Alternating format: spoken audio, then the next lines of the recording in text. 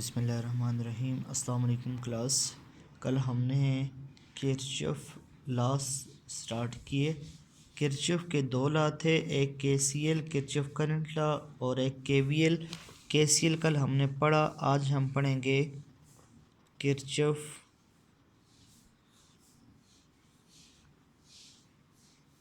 Voltage law. Kirchhoff voltage law ये आज हमने पढ़ना है। इसको सिंपली केवीएल कहा जाता है। KVL mean Kirchhoff voltage law, ठीक है। केवीएल हमने पढ़ना है। किरचॉफ के लॉ का बैकग्राउंड कल हमने डिस्कस किया कि क्यों किरचॉफ के लॉ की ज़रूरत पड़ी है। क्योंकि हमारे पास जब कम्प्लेक्स सर्किट हों जहाँ ओम्स लॉ काम ना कर सके, वहाँ हमें किरचॉफ लॉ की ज़रूरत पड़ती है, चाहे वो करंट लॉ हो या वोल्टेज लॉ हो। केसीएल किरचॉफ करंट लॉ की स्टेटमेंट ये थी कि sum of all the current across the junction of a circuit is equal to zero. Kirchhoff voltage law की स्टेटमेंट ये है, sum of all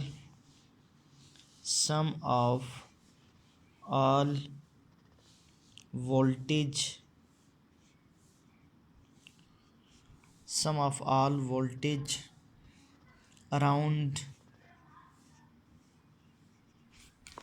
a closed circuit, sum of all the voltage across a closed circuit is equal to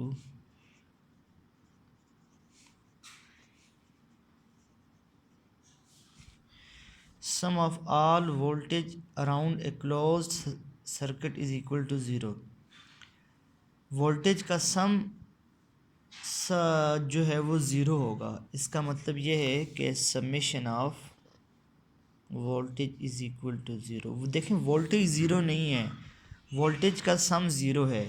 voltage का सम zero होने का मतलब है जितनी voltage कोई पावर सप्लाई सर्किट को देती है उसका लोड रेजिस्टेंस उतना ही उसको ज़ाया कर लेते हैं।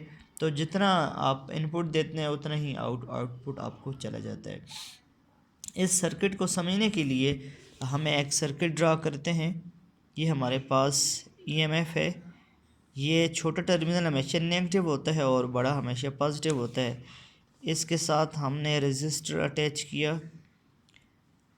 रेजिस्टर अटैच करने के बाद हमने एक और ईएमएफ लगाई। ये पॉजिटिव टर्मिनल है और ये नेगेटिव टर्मिनल है। और फिर आगे आए, यहाँ पर हम एक और रेजिस्टर लगा लेते हैं। रेजिस्टर लगाने के बाद हम ये सर्किट कंप्लीट कर लेते हैं। ये दो ईएमएफ है, ये फर्स्ट ईएमएफ है और ये सेकंड ईएमएफ है E2, ठीक है। पॉजिटिव टर्मिनल के क्रॉस हमने पॉजिटिव लगाया है और नेगेटिव के क्रॉस हमने नेगेटिव लगाया है और दो रेजिस्टर लगाए हैं। इसको R1 कह देते हैं और इसको R2 कह देते हैं। हम टर्मिनल को मुख्तलिफ नाम दे देते हैं,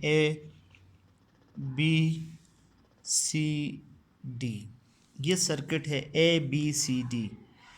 क्लास, जब हम क्लोज सर्किट की बात करते हैं तो इसका मतलब होता है ABCDA।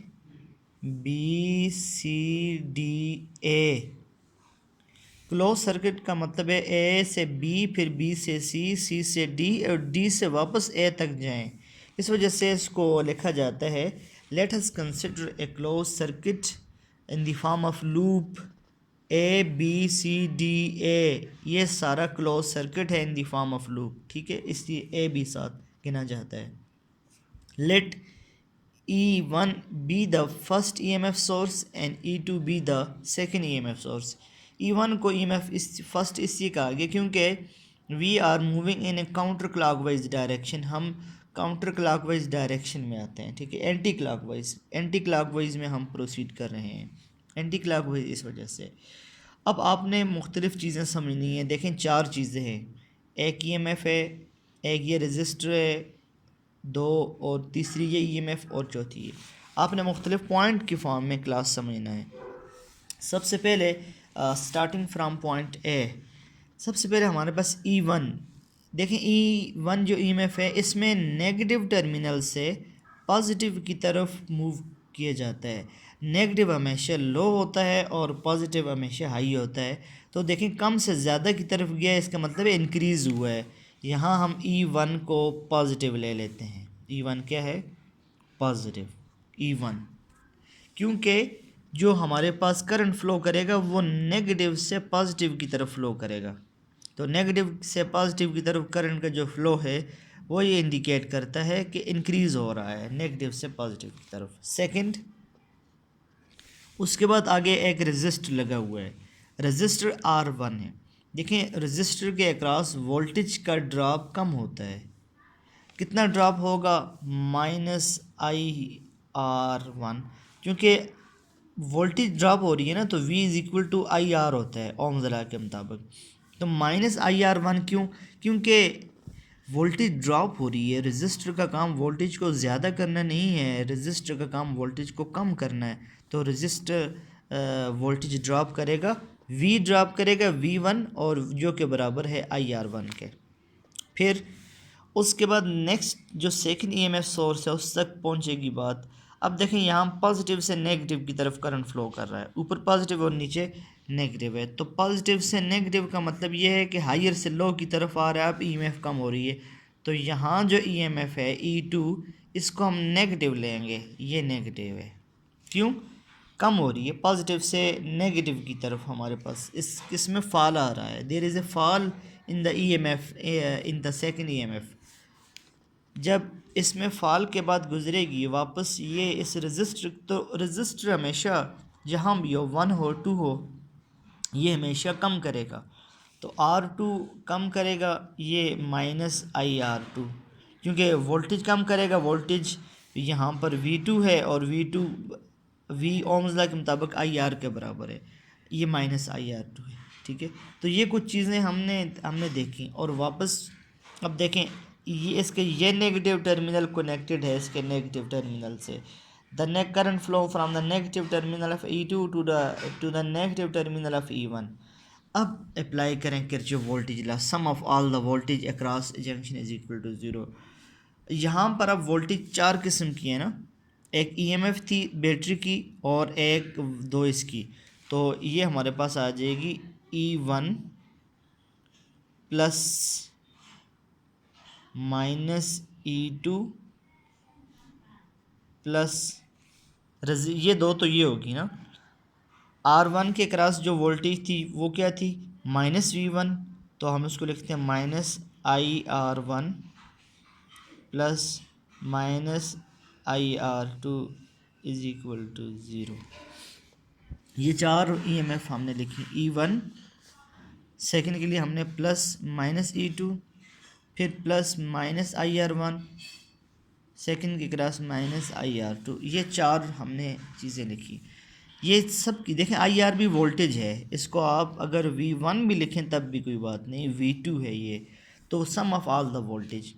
अब क्लास EMF को आप एक तरफ रखें, E1 प्लस -E2 एक तरफ रखें, इस तरफ ये IR1 दोनों इस तरफ माइनस से उस तरफ जाके क्या हो जाएंगे, प्लस IR1 प्लस IR2। ये आपने IR1 एक तरफ माइनस था, दूसरी तरफ जाके प्लस हो गए। देखें IR1 क्या है, इसको हम कहते हैं इस तरफ EMF का सम है, सम ऑफ EMF, इस तरफ है सम ऑफ IR, ये फाइनल इक्वेशन है। Sum of EMF giving to the circuit sum of voltage drop across the circuit is equal. तो जब sum of EMF provided to the circuit equal है sum of the voltage drop across the terminal, तो इसका मतलब ये है कि जितना इनपुट आपने दिया, जितना आपने एनर्जी दी, उतनी ही लोड के अक्रॉस कंज्यूम होगी। इसका मतलब ये है कि power supplied by the battery is equal to the power consumed in the load register.